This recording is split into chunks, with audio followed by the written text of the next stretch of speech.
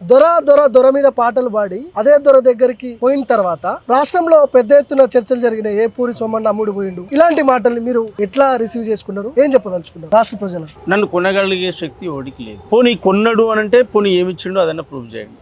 పోనీ ఏమన్నా పదవులు తీసుకున్నా అదన్నా చెప్పండి. కేవలం ఉన్న పరిస్థితుల దృష్ట్యా అప్పుడున్నటువంటి ఒక గాలి ఒక వే నడుస్తున్నప్పుడు రెండింటిని బేస్ చేసుకొని చూసినప్పుడు ఒకవేళ వస్తే మళ్ళీ గవర్నమెంట్ వస్తుండేమో అనేటువంటి కొన్ని ఆలోచనలు అనాలోచనలు వల్ల తప్పుడు నిర్ణయం తప్పటి అడుగులు తప్ప నేను దేవుని కాదు, నేను మానవుని.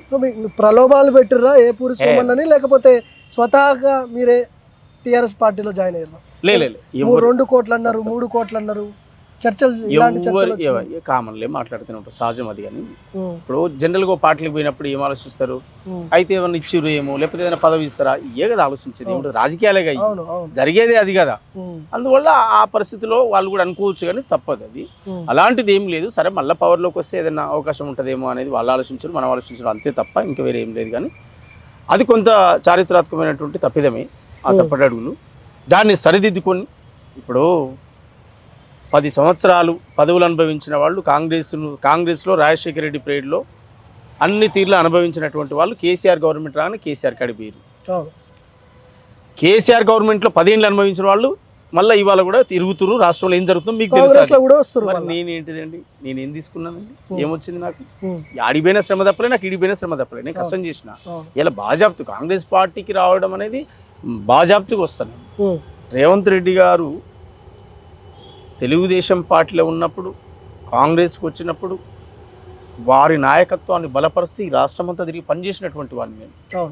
వారి పాదయాత్రలో ఉన్న, వారి బహిరంగ సభలో ఉన్న, ఈ రాష్ట్రమంతా వారు ఎక్కడ తిరిగితే వారి కోసం నేను పనిచేసిన. కాంగ్రెస్ పార్టీకి ఉత్తమ్ కుమార్ రెడ్డి గారు పీసీసీ అధ్యక్షులు ఉన్నప్పుడు పనిచేసిన, సాంస్కృతిక సేనాన్ని పెట్టిన, గాంధీ భవన్లో మీటింగ్లు పెట్టిన, రాష్ట్రమంతా పెట్టిన.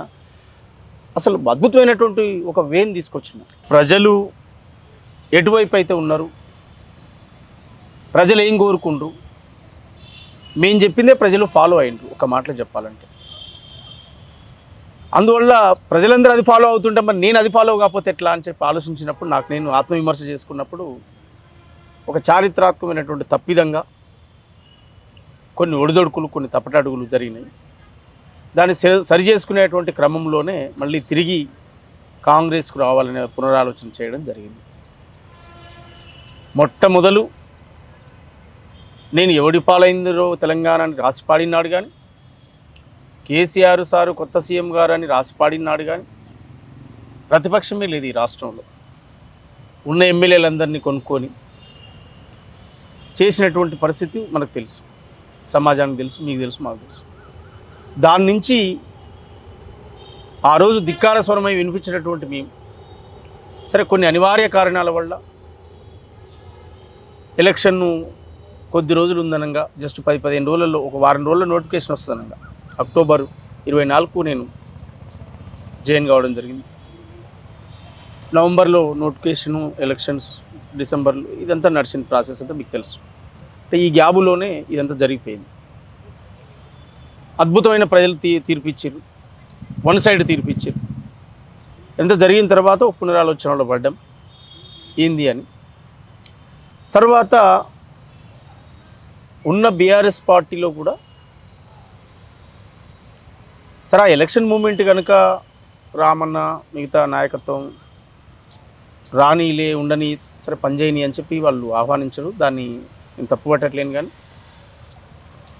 ఇంకా జిల్లాలో కానీ, మా ప్రాంతంలో కానీ, లేదా ఇతర ప్రాంతాల్లో కానీ వాళ్ళ రిసీవింగ్ ఇంకా అంటే ఏపూరి సోమన్న రాసి పాడినటువంటి పాటలు, పదజాలాలు, ఇవన్నిటి నుంచి వాళ్ళు ఇంకా బయటపడలేకపోతారు. అంటే మళ్ళీ చూడగానే కలిసి పనిచేసేటువంటి తత్వం కూడా ఆడ కూడా కొంత ఇబ్బందికరంగానే ఫీల్ అవుతారు.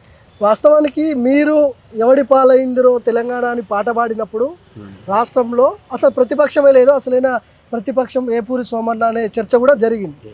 కానీ దొర మీద పాటలు పాడి అదే దొర దగ్గరికి పోయిన తర్వాత రాష్ట్రంలో పెద్ద ఎత్తున చర్చలు జరిగినాయి. ఏపూరి సోమన్న అమ్ముడు పోయిండు, ఇలాంటి మాటల్ని మీరు ఎట్లా రిసీవ్ చేసుకున్నారు? ఏం చెప్పదలుచుకున్నారు రాష్ట్ర ప్రజలు? నేను